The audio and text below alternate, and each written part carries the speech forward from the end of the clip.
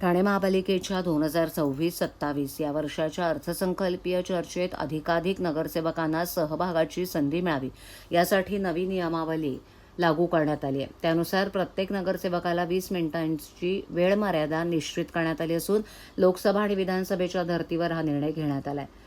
ठाणे महापालिकेचे आयुक्त सौरभ राव यांनी 2026-27 या आर्थिक वर्षाकरता कोणतीही दरवाढ नसलेला 6,221 कोटी 12 लाख रुपयांचा अर्थसंकल्प महापौर शर्मिला पिंपळकर यांच्याकडे विशेष सर्वसाधारण सभेत सादर केला आहे. यंदाच्या अर्थसंकल्पात पालिकेवरील आर्थिक भार कमी करण्यासाठी नव्या प्रकल्पांची अंमलबजावणी शासन निधी आणि खासगी लोकसहभागातून करण्याचा निर्णय घेण्यात आला आहे.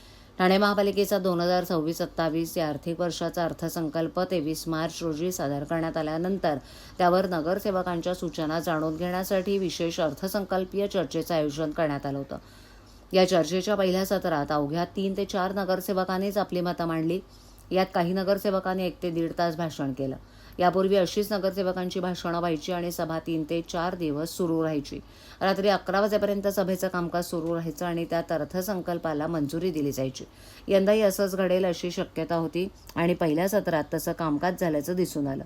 ठाणे महापालिकेत विविध राजकीय पक्षांचे 131 नगरसेवक आहेत.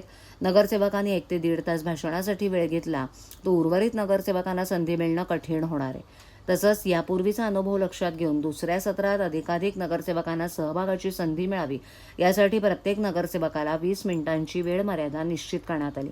लोकसभा आणि विधानसभेच्या धर्तीवर हा निर्णय घेण्यात आलाय.